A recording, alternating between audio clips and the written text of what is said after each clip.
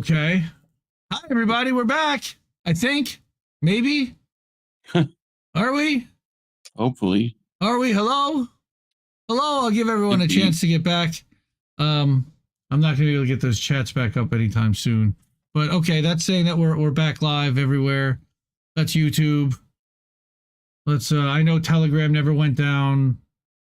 Rumble pick right back up.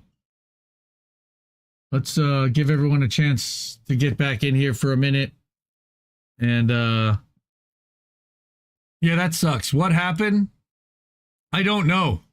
Stream just crashed. We just lost the fucking stream. No, not again. But that's what happened before.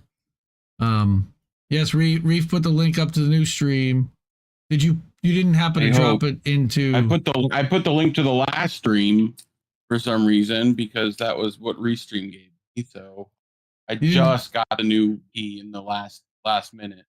You didn't happen to hopefully people drop that over to Rumble or in the Twitter chat because Anna asked what happened. So no, I didn't. But Rumble should be back up now with the same key. Okay, and let's see. All right, Twitter should be back up, probably on a new post. I think we're back. Damn it! No, Fred, it wasn't you. I don't know. My internet crashed. We're back now. Anna says she's getting worried.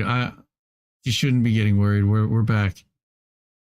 You could say fugly mark on Kick, but you're not allowed to say fugly mark on Twitter or on YouTube. Apparently YouTube and yeah, that's what it feels like. Are we on dial-up? I don't know, man. That's interesting, OMB. I had no idea. And I was gonna do. I had a whole thing planned. I was gonna do the Boeing out the pilot bit. You know, if you look to your left, you'll see a bunch of shitty trying to steal your job. Nice. But you know, gonna be nice. We're clearly toxic to Rumble's agenda. Well, maybe. I don't think they were the ones that did it. I think this might have been an Optimum thing. I'm not even sure exactly where we had the spike, if it was Discord or Optimum or what. But we'll be back.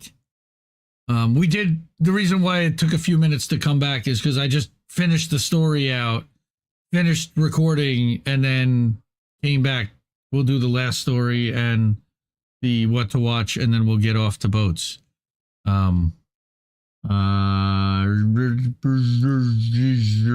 Why is that doing that? Okay, hold on. Let me close that restream window so I can at least see what the chats are being said. I can't put them up, but I can at least see them.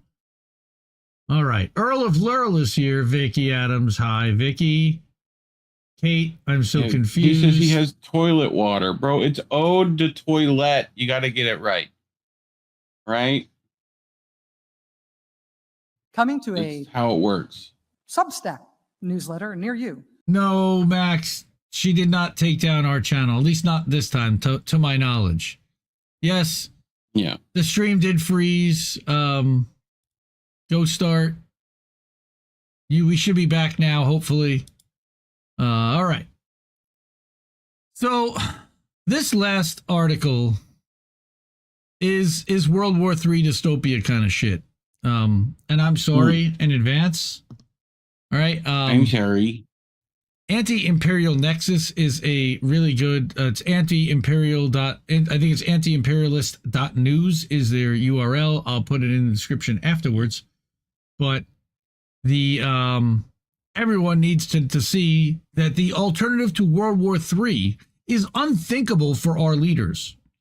And we talked a little bit about this person in this picture and what happened. And I still can't believe that that's a real photo and that actually we did that. We did that, everyone. Our tax dollars, our support, our military, we did that. If you're a sane, rational, informed person, you're probably losing your mind. In a timeline this crazy, losing your mind is the most rational thing that you can do. You're close to hyperventilating as you wonder how it can be that all our leaders are making the worst possible decisions. You keep asking yourself, how can they be okay with child murder, Why are they taking us into World War III? Why won't they stand up to fucking Israel? Why won't they simply do the right thing? Well, Why? If you had been paying attention to Agenda 2030 and Event 201 and the Great Reset stuff, you would know that this was all by design, allegedly. In a recent article, Ricky suggested reality might be hitting home for Israel, that it might feel reluctant to escalate. He had even suggested that the U.S. could walk away, but that's irrelevant now. The U.S. sent 100 troops to Israel to operate the THAAD air defense system and bolster the Iron Dome. The U.S. is now a direct participant in this war and could become a military target. We are the United States government. We don't do that sort of thing. No, we do. The way I see it, though, or the way this author sees it, the only thing that can explain what's taking place is that our leaders are trapped. Some are nervous about the risk of war, but they're on a train they can't get off. It is, of course, entirely their fault. No one forced them to get on the corruption train. The most corruptible individuals are scared of the people who've corrupted them. Any remaining scrap of integrity they have is redundant and irrelevant. Our leaders can't do the right thing. They can only deceive you into thinking that they're trying. Hence AOC about we're doing all we can, right? Macro and micro. But they're scared of the Mossad. There's always the macro and then there's the micro. They're scared of CIA, her handlers. They're scared of MI5. They're scared of the Israeli lobby, AIPAC. They're scared of their corporate donors. They're scared of the courts. They're scared of the press. The leaders who pretend to be tough are these people? Are scared of their own shadows, including that one, even though she's worth $250 million at this point. Okay? Thank you so much for that support. Everywhere you look, there are people with the power to expose and punish our leaders if they don't do as they're told. In other words, they're not acting from a place of strength. They're acting from a place of weakness. The only option our leaders have is to stick with the people who blackmail them and ride the storm. The moment that their alliance fractures, they're in trouble, and their alliance is showing signs of fracturing. So weak. I love him. If you're not following at Stephen He on Instagram, that's Uncle Roger. Amazing. If the empire falls apart, everything comes out, and the world will see just how repulsive these individuals are. Imagine how much dirt intelligence agencies have gathered. Imagine how easy our leaders have made this for them. As we know, Israel blackmailed Bill Clinton with Monica tapes. Spy hunt ended after Mossad bugged the president's sex chats. And that's a book by, I think it was Woodward, maybe even. Remember a few years ago when Bojo, the clown, father of an unknown number of children, was attending parties with Russian oligarchs without a security detail? Remember how we had a literal prince hanging around on Pedo Island? This is the problem with putting men with no morals into positions of power. They don't put men with morals into positions of power, though. They only want you there if you're compromised, so they can control you. The CIA says it's uncovered many Epstein-style honey traps in the U.S. and Caribbean, but strangely, no prosecutions. Yeah, it's uncovered it because it's running half of them, and Mossad's running the other half. Now you understand why CIA has such power. The honey traps that weren't run by CIA, like I said, would have been run by other intelligence agencies. It's a safe bet that Epstein was a Mossad agent. Allegedly. Yeah, this is from Dom Lucre, who we know how accurate his stuff is. Right. Just stop and think about what this says about intelligence agencies that send children to politicians to be abused, raped, so they can blackmail, just so they can blackmail the politicians. Evil isn't even the word to describe it. Blackmailing politicians is so easy. Shame. Shame. Shame. Blackmailing politicians is so easy, but intelligence agencies can't compromise every politician. Not all are so gullible, but everyone has their weaknesses. For example, Mossad has been accused of threatening the family of a former ICC chief prosecutor. In the case of Joe Biden, I dread to think of how much dirt they have on Hunter. If intel agencies can't blackmail you with something illegal or embarrassing you've done, or something a member of your family has done, they can always resort to more drastic intimidation. When Israel launched its brutal pager attack on Lebanon, every leader will have been saying, shit, can they do something like that to us? No one wants their electronic devices to explode and rip out their eyeballs, do they? And then, of course, Bojo the Clown recently admitted that he believes Benjamin Netanyahu bugged his bathroom. Benjamin Netanyahu? That guy, yeah. Obama was famously recorded off mic telling Sarkozy how much he dislikes Netanyahu. Also famously, Obama's administration bugged all of the world leaders in Europe, including Angela Merkel. We know that her phone was bugged. Well, we're boned. Biden has shared the same sentiments, calling Netanyahu a son of a bitch. Yet he does his bidding anyway. It's And you ain't black. BB Biden. In Biden's case, of course, we know he's been a lifelong Zionist, but his loyalty to Israel doesn't fully explain why he's letting Netanyahu humiliate him. Even warmongers have their lines. Both Thatcher and Reagan showed a willingness to stand up to Israel because they lived in a time when its influence wasn't as strong. Even Trump said that. There was a time when Israel wasn't, now Israel's, he thinks that, the Israeli influence is weak, but dude, Adelson just gave him $100 million for his campaign. Wrong. Almost every politician today is either afraid to stand against the war machine or they're making large sums of money from it. And in many cases, it's both. Don't be rude.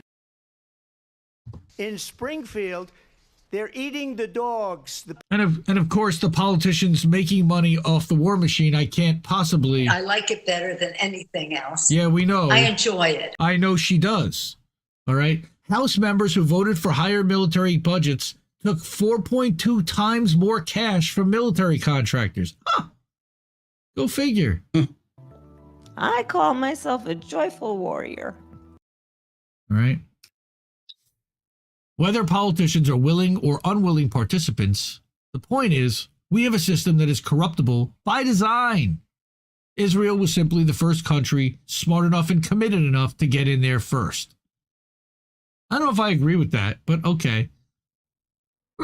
That they were first? I don't know if I agree. I think the Brits have long since infiltrated our politics. I think there's a ton of old money infiltrating from who knows where else. Carlos Slim money, or Japanese billionaire money, or Chinese money. China. Yeah, or even Russian money. But we know that only $10 million went to the tenant media people, but that's not even what I'm talking about. If Israel didn't, it would have been someone else. Let me call the Russians to help. Yeah. It's important to point out that in this case, anyone suggests this boils down to Jews controlling the world is an unhelpful simplification. All right. Zionism, of which there are more Christian Zionists in the United States than Jews worldwide, Zionism is a symptom of a systemic disease. And if you treat that symptom, another will take its place. Systemic change is the only cure. Without systemic change, we can slow our demise, but we can't change our path. Bad people vie with bad people for control of the world. It just so happens that the most fanatical Zionists got themselves into a powerful position precisely because they're fanatical. If I can give Zionists credit for one thing, they know how to organize. So do the Christian Zionist fundamentalists, by the way, just as much as the Jewish Zionists. And again, he's being very careful not to designate Jewish or Christian. I will send you to Jesus. See, right to jail for me because I'm breaking that. But Zionists, fanatical Zionists, both on the Christian and Jewish side. Western leaders are stuck on Team Zionists regardless of whether they're having second thoughts. They're handsomely rewarded if they do as they're told. Any politician who steps out of line is marginalized faster than you can say, Jamal Bowman. Ditto with the journalists. Which is why we're demonetized. Of course, we know that Because Putin's a madman. as AIPAC famously brags that 100% of AIPAC endorsed Democratic candidates have won their primary races in 2024. In their opinion, being pro-Israel, it's good policy and good politics. No, just for you, not for a lot of people. It's not good policy for a Palestinian baby who's been murdered by your bombs, fuckers. A small number of extremely wealthy people wield a hugely disproportionate amount of power, yet these powerful people are concerned. If the empire loses its foothold in the Middle East and BRICS replaces the petrodollar, then the game's over. When they say we're in an existential battle, they mean they are. They mean their power is coming to an end.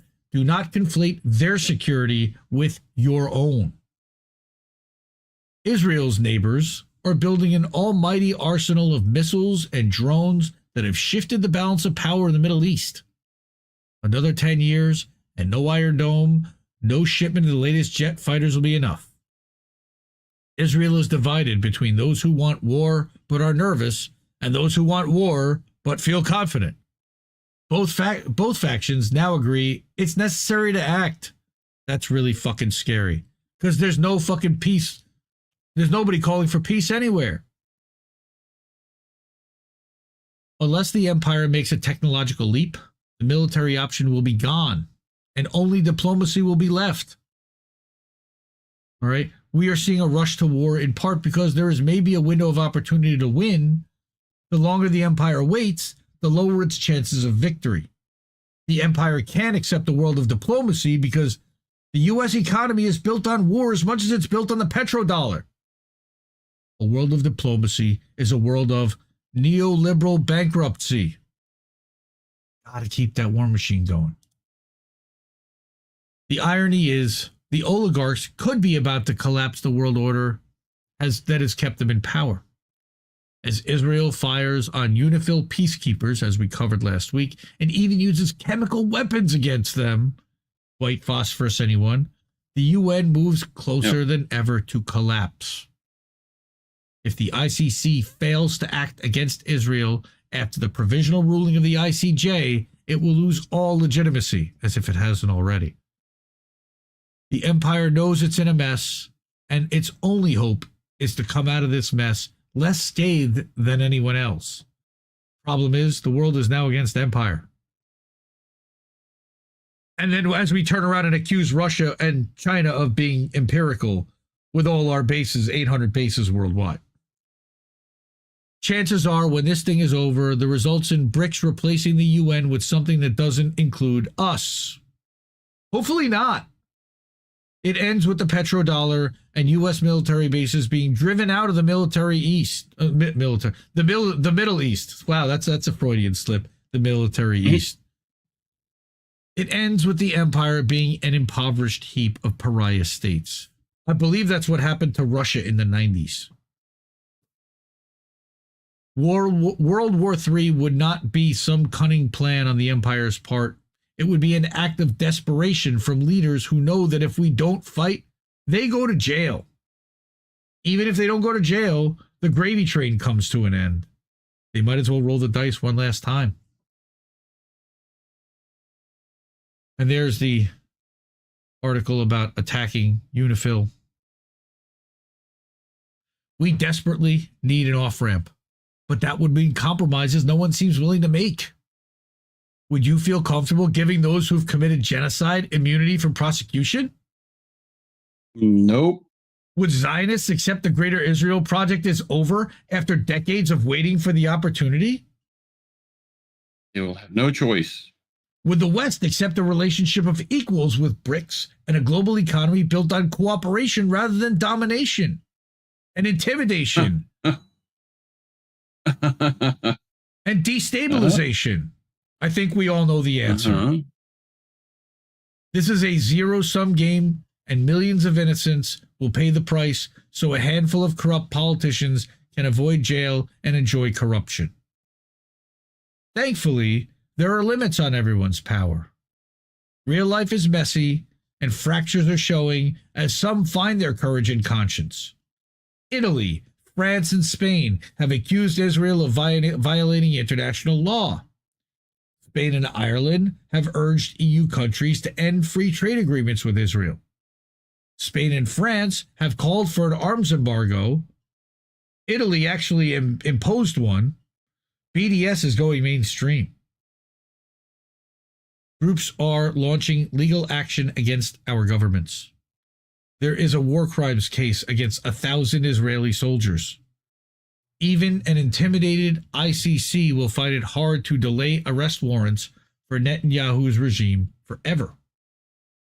Israel is quite openly starving 1 million people to death in northern Gaza to quote-unquote starve out Hamas.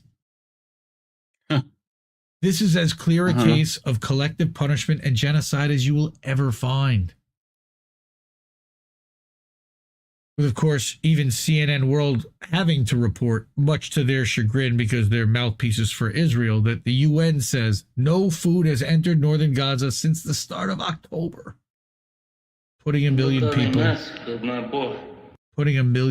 at risk of starvation. Are they gonna turn to cannibalism and eating? I mean, awful. They may not have a choice. I mean, all right. And then, of course, reminding people of the liberty and what happened, that Israelis are not afraid to attack American interests as well. As evidence mounts against Israel, we might not just be looking at ICC arrest warrants. We might be looking at domestic prosecutions. I hope so. Chillingly, the most effective way to stave off this threat would be a false flag. This would create a sense of national unity and motivate the public to sacrifice our soldiers in the Middle East. No way does our side go into Hezbollah's tunnels and come out unscathed. Any attempt to invade Iran unscathed. Any attempt to invade Iran would be a bloodbath. Only something on the scale of 9/11 would motivate the public to support such a sacrifice. Wait. Where is it at? I don't know. But a false flag could easily come from our side. And if you don't think they'd be capable of this, please read a history book. The establishment will stop at nothing to manufacture your consent. A false flag could equally come from Israel, the country that once attacked the USS Liberty to frame Egypt. Israel was credibly accused of bombing its own embassy in 1994 in London to frame Palestinian activists, so I wouldn't put anything past it. Yeah. Again, in the 60s, Israel attacked the USS Liberty and sunk it. That really happened. The goal of an Israeli false flag would be to scare our leaders into falling in line and blame Iran or Hezbollah. Just know that if an attack happens on Western soil, neither Iran nor Hezbollah would have anything to gain. The last thing they would do is give the West the excuse it needs to sacrifice its soldiers for Israel. Following such an attack, it would be essential for everyone to call bullshit, to remind the public which side benefits from our response. Winning public opinion might be the one thing that helps us avoid World War III. And he reminds us that he saw a chilling video today, and it showed the burning wreckage of Al-Aqsa Hospital following an Israeli attack with U.S. supplied bombs. A hand desperately reached out to the flames as a human life ended in the most agonizing manner. this could be your end too if we don't stop this madness. Sorry to be so heavy on that one, but I thought that was a really, really good article reminding people just how fucked we are. We're fucked. And because of stories like that, we're not monetized. And the algorithm's not pushing us. And we rely on you for funding. And so thank you to whoever gave the, I think it was Kameshwari Kate, for the support on the Ko-fi during the stream. I saw that pop up, but I'm unable to, because we're on the new stream, put that chat up on screen, unfortunately. But thank you, really. Appreciate that. We can't do this without you. All right. Again, find us on all of the channels that you watch your internet content. You can subscribe to our daily newsletter that tells you all the live streams, all the clips, and all the articles that are out for that day or the night before, if it was after we published midday. We publish around 5:45 most days. Today we did a little earlier, some days a little later. YouTube, Rumble, Kick, Twitch, Odyssey, everywhere that you can watch. Twitter.com/X.com/GetIndieNews. That's us on the Twitters. And T.me/IndieNewsNetwork. There's also T.me/INNFriends.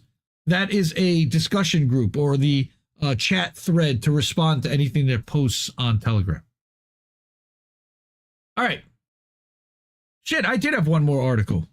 We're going to run a little long. Because we need to talk about... I'm going to cut you off. We need to talk about Asa Winstanley. All right? Asa Winstanley, as well as some of the other folks here, this is our friend the Dissident wrote, it's officially illegal to criticize Israel in the UK now. Or Section 12 of the UK Terrorism Act is being weaponized to crack down on anti-Zionist journalists. Anna Mayers, by the way, if you want to go to kick.com, I can see your chats up on screen, up on kick.com/Indie News Network if you're there. It's official. Being an anti-Zionist journalist in the UK is now illegal. I'm sorry to all my friends over there. The UK government, for the fourth time, has used Section 12 of the Terrorism Act to crack down on a journalist criticizing Israel. For context, Section 12 of the UK Terrorism Act, which was passed in 2006, makes it a criminal offense to, quote, express an opinion or belief that is supportive of a proscribed terrorist organization. For a while, the UK government used the act to crack down on journalists who did reporting that was inconvenient for the official establishment narrative in London. The slippery slope to full authoritarianism began with Britain regularly detaining journalists who reported in a way that was critical of British and Western foreign policy. Some notable examples. In 2013, they used Section 12 to detain the late Brazilian politician David Miranda, formerly married to Glenn Greenwald, for his work on the Snowden leaks. In 2021, they used Section 12 to detain Vanessa Beeley, which you can hear about when she talked about it with Reef and Colin on INN News a few weeks ago. She's a British journalist who reports on the ground in Syria. She was detained for 6 hours at Heathrow.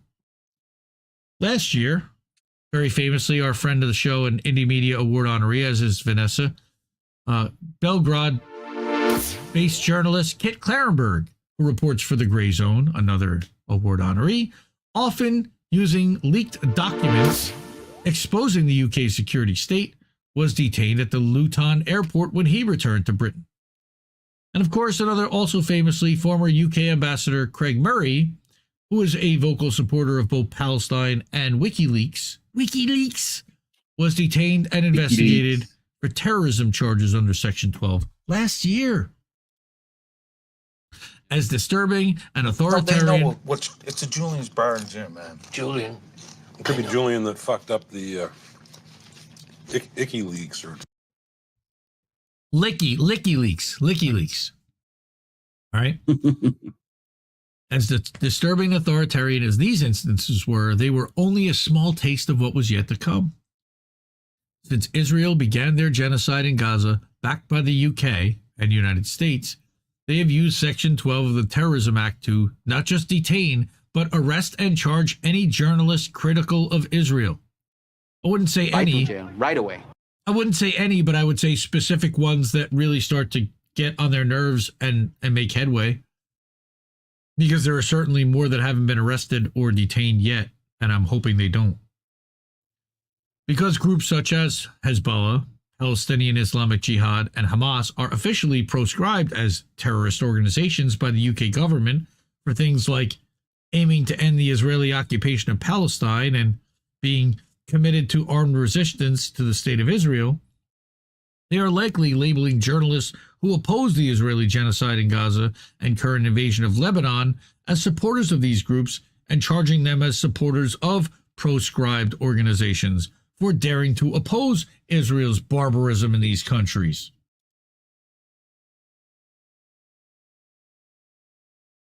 The act was first used on independent journalist Richard Medhurst, who was detained and charged at London's Heathrow Airport for expressing support for a proscribed terrorist organization. Medhurst has been unable to discuss the details of his charges as it is an ongoing case, but he has made clear that it was over his opposition to Israel's genocide in Gaza and his support for Palestine. It certainly was. I mean, look, he had been reporting on Russia and Ukraine for years. They didn't do that to him. When journalists... Wake up, asshole! Yeah, he did. When journalist Max Blumenthal asked Medhurst about the details of his charges, he said, anything you say that makes Israel look bad, they can just interpret as you trying to make Hamas look good. He was clearly signaling that they used his reporting about the genocide in Gaza to paint him as a supporter of a proscribed organization in the Middle East and charge him on that basis. The British crackdown on anti-genocide journalists didn't stop at Medhurst. After his arrest and charges, the UK government again used Section 12 of the Terrorism Act to charge pro-Palestinian journalists. Soon after Medhurst's arrest, they charged activist Richard Barnard from the Palestine Action Group for expressing an opinion that is supportive of a proscribed organization. So draconian. The UK feds also raided the house of pro-Palestine journalist Sarah Wilkinson and took her phone, passport, and electronics and arrested her for content that she's posted online.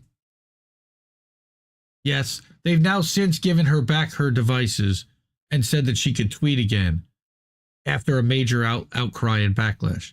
As the independent investigative outlet Declassified UK said, anti-terrorism laws are being increasingly used, seemingly with the backing of the new Labour government, to intimidate protesters against deadly Israeli attacks on Palestinians in Gaza and the occupied West Bank. Well, remember when we covered that Terror Expo, that anti-terrorism stuff was all over that place. Oh, yeah. You know, and that was owned by the Saudi how government. to spot anti-Palestinian using, you know, I'm sure there's a VR training just for that scenario. So, you know. Yes, we did use a Trailer Park Boys reference, J-Dub. Yeah. Richard posted this Friday night late, or Friday afternoon. The police have extended their terrorism investigation and his bail by 3 months. Yeah. Way to have due process. Right to jail, right away. Go start. U.S. government is well aware that Israel has nukes, and therefore the U.S. government is breaking their own Leahy Act by supplying arms to Israel, exactly as Sam Husseini directly, as Sam Husseini directly asked him before. Yes, correct. So getting back to this is the dissident, friend of the network, former co-founder for INN. Today, a fourth journalist had been raided by the British feds for opposing the genocide in Gaza. Asa Winstanley, a reporter for the Electronic Intifada, an independent. Yep. According to the site's editor, Ali Abunima, we're going to hear from him in a minute, Winstanley's home was raided by the Counterterrorism Command of the Metropolitan Police Service. Yep, those guys, who seized several electronic devices from him, and he's now being investigated under Section 12 for social media posts which they claim to be You violated the law. maybe an encouragement of terrorism by reporting what Israel is doing, the war crimes that they're committing. Winstanley is another reporter who's focused his reporting on Israel's crimes in Gaza and Lebanon and Syria and debunked the propaganda used to sell them. On the anniversary of the October 7th attacks, he published an article debunking the atrocity propaganda used by the UK and other Western governments to justify continuing the Gaza genocide. This is likely what triggered the UK government to weaponize the terrorism act against him. Human Rights Watch has said that Section 12 of the Terrorist Act makes the definition of the encouragement of terrorism offense overly broad, raising serious concerns about undue infringement on free speech, of which the UK doesn't really offer. But this was clearly the intention of the section. The UK government is using it to implement fascist narrative control. Yep. Backing Israel's genocide in Gaza has been one of the hardest things for Western foreign policy establishment to sell to the public. As Euromed Monitor discovered, 9 out of every 10 people killed by Israel in Gaza is a civilian. I'm going to repeat that fact because that seems vaguely important. 9 out of every 10 people murdered by Israel with American and UK weaponry in Gaza is a civilian. Destroy us all! When projected indirect deaths are included, Israel's genocide has killed over 100,000 people, conservatively, and the Israeli government has made blatantly genocidal statements towards Palestinians. Even mainstream podcast hosts in Israel say openly genocidal statements, such as when the hosts of the Two Nice Jewish Boys podcast fantasized about pushing a button that would erase every single living being in Gaza. Disgraceful. I mean, yeah, it's ridiculous. In Lebanon, Israel's pager attack was so brutal that even former CIA Director Leon Panetta said it was a form of terrorism. And the rejoicing, the quote-unquote beep-beep bullshit that the Zionists were putting out, they were all excited. You know, I have to say, I actually spoke to a doctor, a surgeon, who I mentioned that pager thing to. He goes, yeah, that was pretty cool, wasn't it? I said, wait, you're a doctor. They did that to doctors. They did that. I said, they could do that to you. He goes, Off! He goes, well, the direction you can fuck! He said, they wouldn't do it to me. I said, really?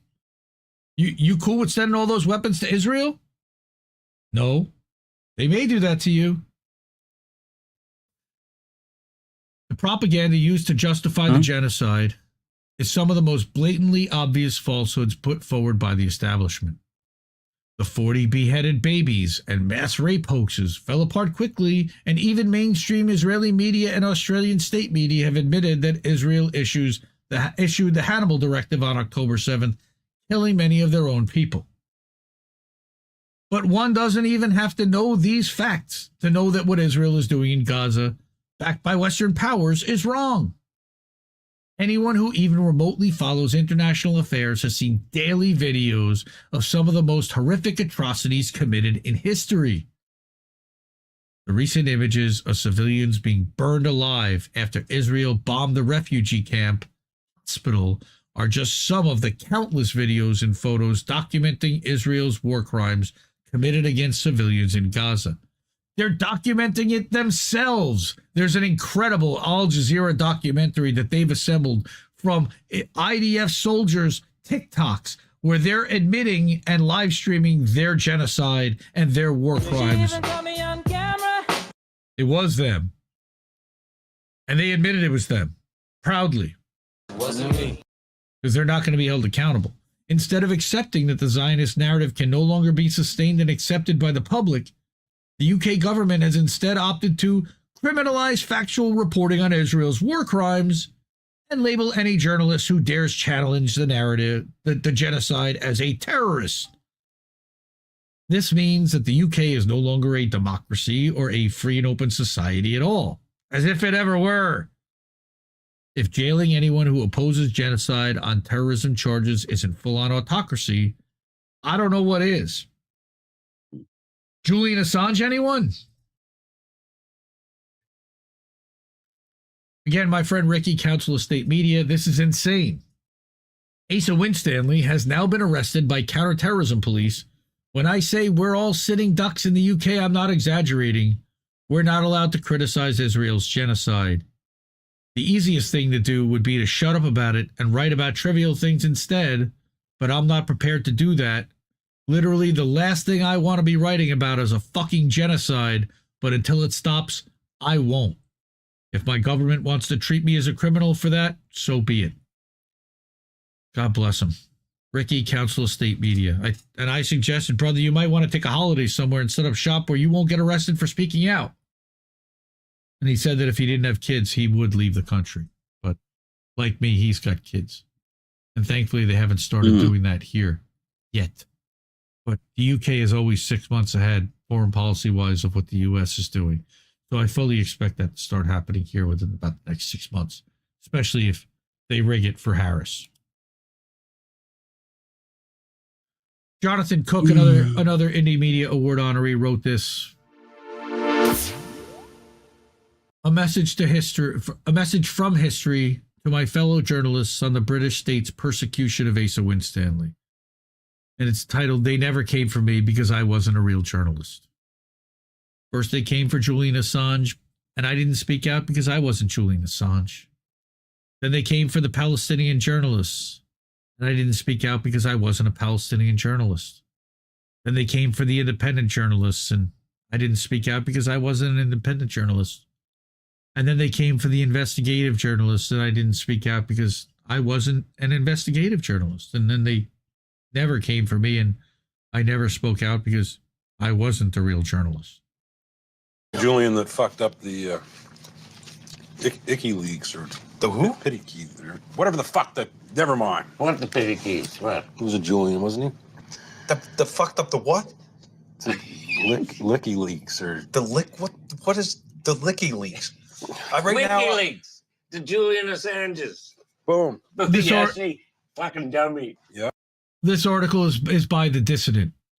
The 307.substack.com is his Substack. He's great. Again, Jonathan Cook, also Indie Media Award honoree. Great dude. Follow him, support him. Solidarity with Jeremy Lafredo, too. Vicky Adams, thank you. I did want to mention and bring what Ali Abunimah, the editor of the Electronic Intifada and Asa's boss at the Intifada, had to say about this.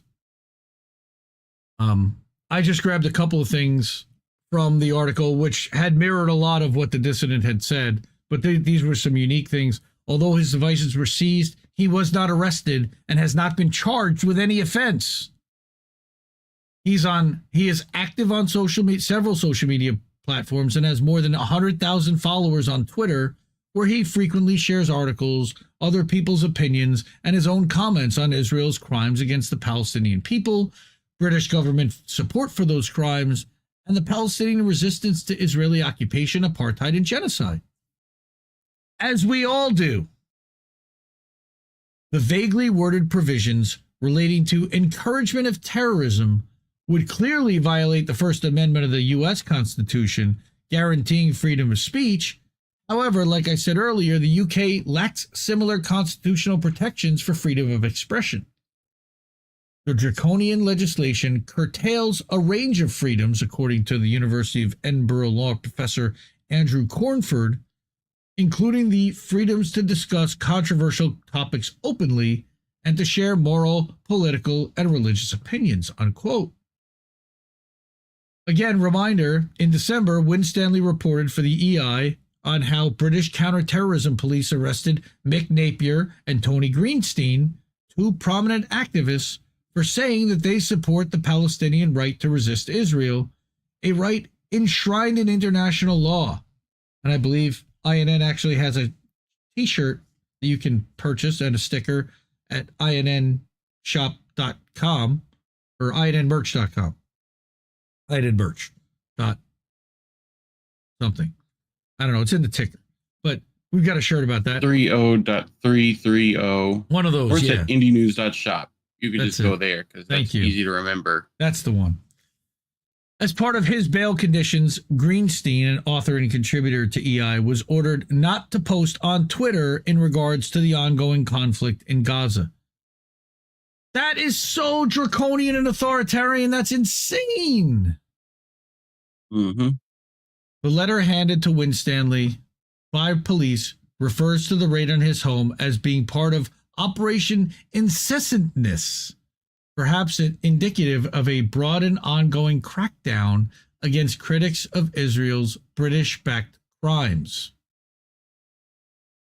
Winstanley's most recent investigative article, How Israel Killed Hundreds of Its Own People on October 7th, brings together a year of the Electronic Intifada's reporting, along with new information detailing Israel's use of the Hannibal Directive, a secret order that allows Israeli forces to murder their own citizens rather than allowing them to be taken captive.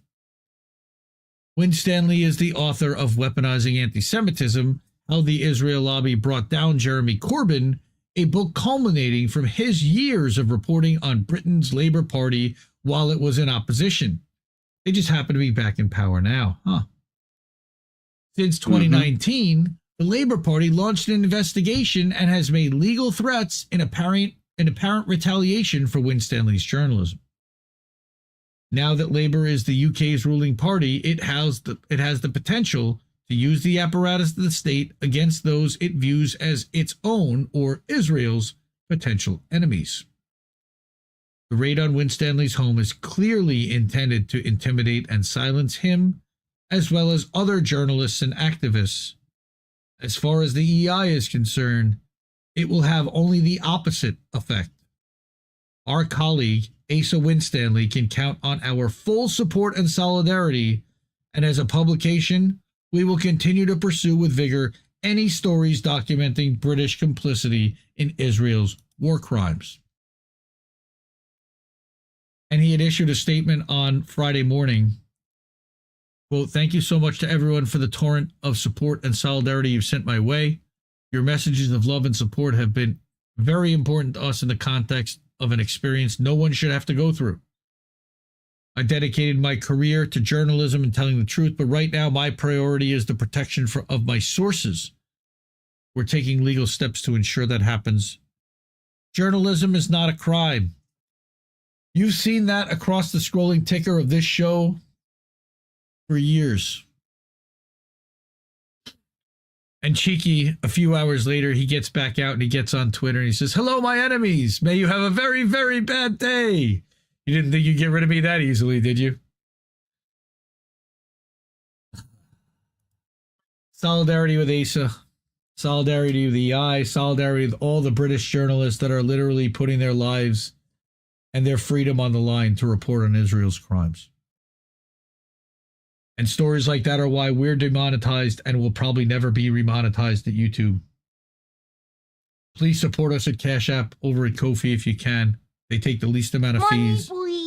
They allow us to retain the most amount of what you give if your intent is to help us and support us and not the platform that we're using.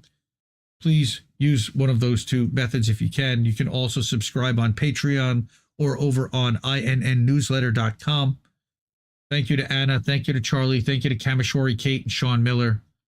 Also at paypal.me/Indie News Network. If you go over and you do PayPal directly, you can see your friends and family. That is also zero charge and cost to us. And once more, you can find us on... You fool! I have 70 alternative accounts! Is Anthony Malek? Was that Anthony Malecki? It might have been. It might have been. Elijah Fire, thank you. Welcome. These are all the channels you can find us. 70 alternative accounts. Nope, not going to do that. I did that before. You can find us on all of those.